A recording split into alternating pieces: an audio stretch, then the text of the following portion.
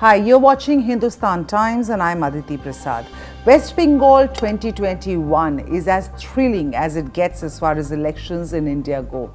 There are big stars, action, drama, even emotions packed into this political potboiler that has all of us on the edge of our seats virtually every minute. In the latest, speculation is flying thick and fast that Mamata may well contest against PM Modi from Varanasi in 2024.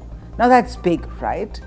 Unless you've been living under a rock for the last 24 hours and you don't know the details yet, I will share those in just a bit. But first, let's talk about how this speculation or this chatter ties up very beautifully with Mamata Banerjee's national ambitions.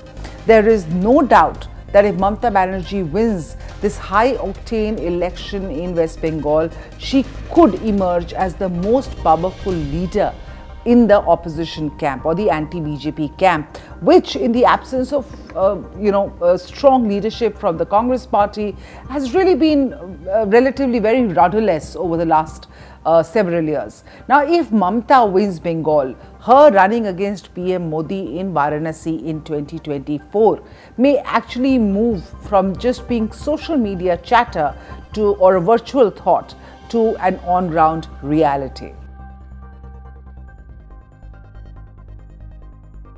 Let's take you through how the speculation began in the first place. A seemingly humble, retaliatory Twitter post by the Trinamool Congress on Thursday, actually that's what set the cat amongst the pigeons.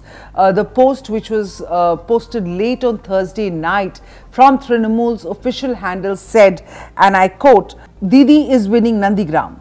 The question of her fighting from another seat doesn't arise. At the rate of Narendra Modi ji, retract from your efforts to mislead people before they see your lies with the end of nomination in West Bengal." Now here comes the clincher. The last line read, "Look for a safer seat in 2024 as you will be challenged in Varanasi," unquote.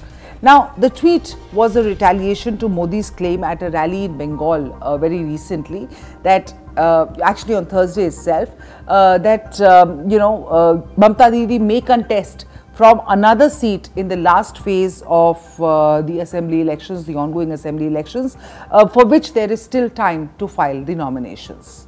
जरा बताइए ये अफवाह में कितनी सच्चाई है? यहाँ जो लोगों में कानाफूसी चल रही है कि आप अचानक किसी एक सीट पर आखिर में फॉर्म भरने जा रही हो, क्या ये सच्चाई है क्या? The cryptic Varanasi challenge response from this social media handle of Trinamool Congress, that was not the, it wasn't the only official Twitter TMC reaction really. Another firebrand TMC MP Mahua Moitra, in a tweet, she categorically asked the Prime Minister to don the armour as Mamata Banerjee will run from Varanasi in the 2024 Lok Sabha elections. She was much more specific, saying Mamata Banerjee will run from Varanasi against the Prime Minister.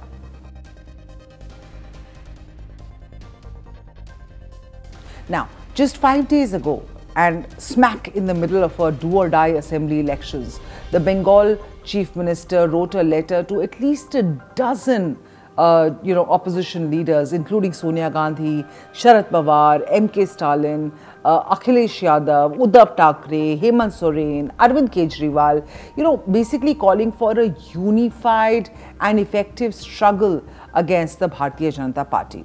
Now, in the letter, she made a clarion call to all opposition parties to come together, offer a credible alternative to what she described as BJP's one-party authoritarian rule in India.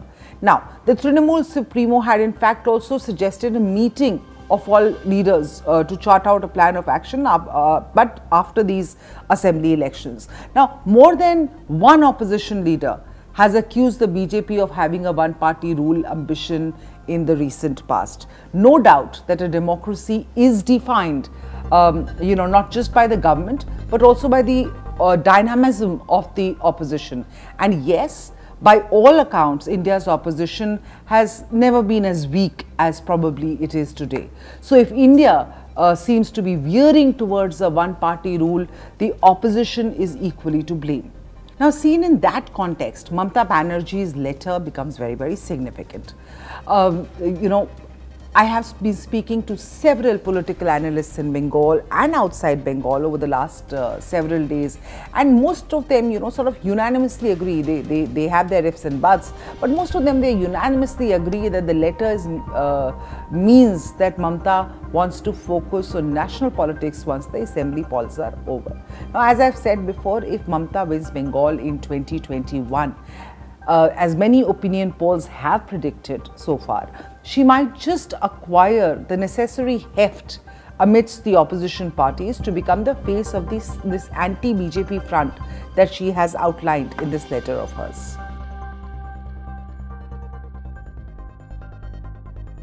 Incidentally, Mamata Banerjee has played a key role in trying to forge an anti-BJP alliance of parties ahead of the 2019 Lok Sabha elections also.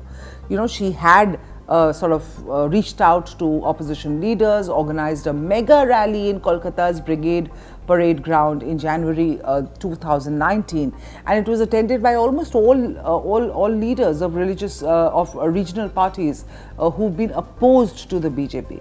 But that initiative actually fell flat, of course, because of political differences, seat sharing problems, all those reasons, and 2019 general elections happened, and the rest, they say, is history. BJP, of course, came out shining with over 300 seats.